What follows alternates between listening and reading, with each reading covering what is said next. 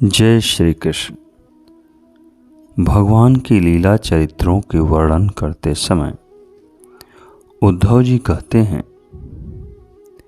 श्री कृष्ण अपने माता पिता देवकी वसुदेव को सुख पहुंचाने की इच्छा से बलदेव जी के साथ मथुरा पधारे और उन्होंने शत्रु समुदाय के स्वामी कंस को ऊंचे सिंहासन से नीचे पटक कर तथा उसके प्राण लेकर उसकी लाश को बड़े जोर से पृथ्वी पर घसीटा। सांदीपनी मुनि के द्वारा एक बार उच्चारण किए हुए सांगोपांग वेद का अध्ययन करके दक्षिणा स्वरूप उनके मरे हुए पुत्र को पंचजन नामक राक्षस के पेट से यमपुरी से लाकर दे दिया। भीष्मक नंदिनी रुक्मिणी के सौंदर्य से अथवा रुक्मी के बुलाने से जो शिशुपाल और उसके सहायक वहां आए हुए थे, उनके सिर पर पैर रखकर गांधर्व विधि के द्वारा विवाह करने के लिए अपने नित्य संगिनी रुक्मिणी को वे वैसे ही हरण कर लाए जैसे गरुण अमृत कलश को ले आए थे। स्वयंवर में 7 बिना नथे हुए बैलों को नाथ कर नागनजीति सत्या से विवाह किया। इस प्रकार मान भंग हो जाने पर मूर्ख राजाओं ने शस्त्र उठाकर राजकुमारी को छीनना चाहा। तब भगवान श्री कृष्ण ने स्वयं बिना घायल हुए अपने शस्त्रों से उन्हें मार डाला।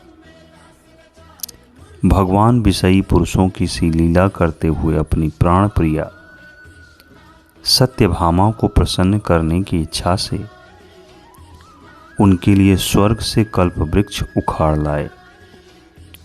उस समय इंद्र ने क्रोध से अंधे होकर अपने सैनिकों सहित उन पर आक्रमण कर दिया, क्योंकि वह निश्चय ही अपनी स्त्रियों का क्रीड़ा मृग बना हुआ है। अपने विशाल डीलडौल से आकाश को भी ढक देने वाले अपने पुत्र भौमासुर को भगवान के हाथ से मरा हुआ देखकर पृथ्वी ने जब उनसे प्रार्थना की, तब उन्होंने भौमासुर के पुत्र भगदत्त को उसका बचा हुआ राज्य देकर उसके अंतःपुर में प्रवेश किया। वहां भौमासुर द्वारा हर कर लाई हुई बहुत सी राजकन्याएं थीं। वे दीन बंधु श्री कृष्णचंद्र को देखते ही खड़ी हो गईं और सब ने महान हर्ष लज्जा एवं प्रेमपूर्ण चितवन से तत्काल ही भगवान को पति रूप में वर्ण कर लिया। तब भगवान ने अपनी निज शक्ति योग माया से उन ललनाओं के अनुरूप उतने ही रूप धारण कर उन सब का अलग अलग महलों में एक ही मुहूर्त में विधिवत पाणि ग्रहण किया। अपनी लीला का विस्तार करने के लिए उन्होंने उनमें से प्रत्येक के गर्भ से सभी गुणों में अपने ही समान 10-10 पुत्र उत्पन्न किए। जब काल यवन जरासंध और साल्वती ने अपनी सेनाओं से मथुरा और द्वारकापुरी को घेरा था, तब भगवान ने निज जनों को अपनी अलौकिक शक्ति देकर उन्हें स्वयं मरवाया था। संवर्तविद, बाणासुर, मुर, बलवल तथा दंत वक्त आदि अन्य योद्धाओं में से भी किसी को उन्होंने स्वयं मारा था और किसी को दूसरों से मरवाया। इसके बाद उन्होंने आपके भाई धृतराष्ट्र और पांडु के पुत्रों का पक्ष लेकर आए हुए राजाओं का भी संहार किया, जिनके सेना सहित कुरुक्षेत्र में पहुंचने पर पृथ्वी डगमगाने लगी थी। कर्ण, दुशासन और शकुनी की खोटी सलाह से जिसकी आयु और श्री दोनों नष्ट हो चुकी थी, तथा भीमसेन की गदा से जिसकी जांघ टूट चुकी थी, उस दुर्योधन को अपने साथियों के सहित पृथ्वी पर पड़ा देखकर भी उन्हें प्रसन्नता न हुई। वे सोचने लगे, यदि द्रोण, भीष्म, अर्जुन और भीमसेन के द्वारा इस 18 अछौड़ी सेना का विपुल संहार हो भी गया तो इससे पृथ्वी का कितना भार हल्का हुआ। अभी तो मेरे अंश रूप प्रद्युम्न आदि के बल से बढ़े हुए यादवों का दूसरा दल बना ही हुआ है। जब ये मधुपान से मतवाले हो लाल लाल आंखें करके आपस में लड़ने लगेंगे, तब उससे ही इनका नाश होगा। इसके सिवा और कोई उपाय नहीं है। असल में मेरे संकल्प करने पर ये स्वयं ही अंतर्ध्यान हो जाएंगे। यूं सोचकर भगवान ने युधिष्ठिर को अपनी पैतृक राजगद्दी पर बैठाया और अपने सभी सगे संबंधियों को सत्पुरुषों का मार्ग दिखाकर आनंदित किया।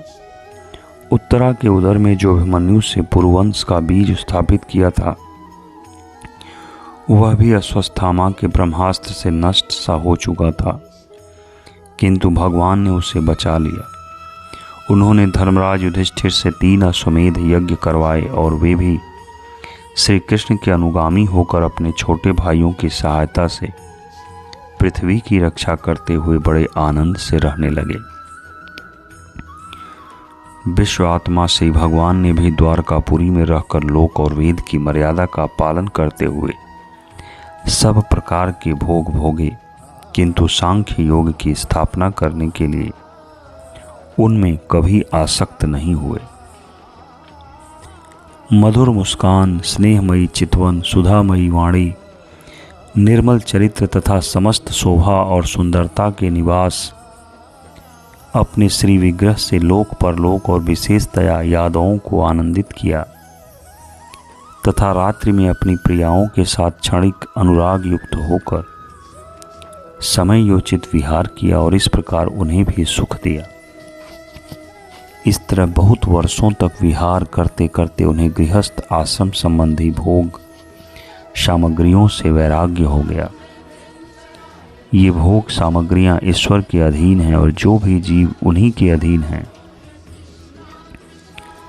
जब योगेश्वर भगवान श्री कृष्ण को ही उनसे वैराग्य हो गया, तब भक्ति योग के द्वारा उन्होंने अनुगमन करने वाला भक्त तो उन पर विश्वास ही कैसे करेगा। एक बार द्वारकापुरी में खेलते हुए यदुवंशी और भोजवंशी बालकों ने खेल खेल में कुछ मुनीश्वरों को चिढ़ा दिया। तब यादव कुल का नाश ही भगवान को अभिष्ट है, यह समझकर उन ऋषियों ने बालकों को शाप दे दिया। इसके कुछ ही महीने बाद भावी वश वृष्ण भोज और अंधक वंशी यादव बड़े हर्ष से रथों पर चढ़कर प्रभास क्षेत्र को गए। वहां स्नान करके उन्होंने उस तीर्थ के जल से पितर देवता और ऋषियों का तर्पण किया तथा ब्राह्मणों को श्रेष्ठ गौएं दी।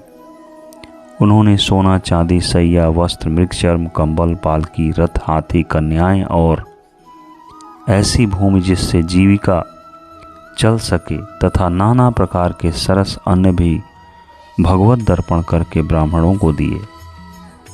इसके पश्चात गौ और ब्राह्मणों के लिए ही प्राण धारण करने वाले उन वीरों ने पृथ्वी पर सिर टेक कर उन्हें प्रणाम किया।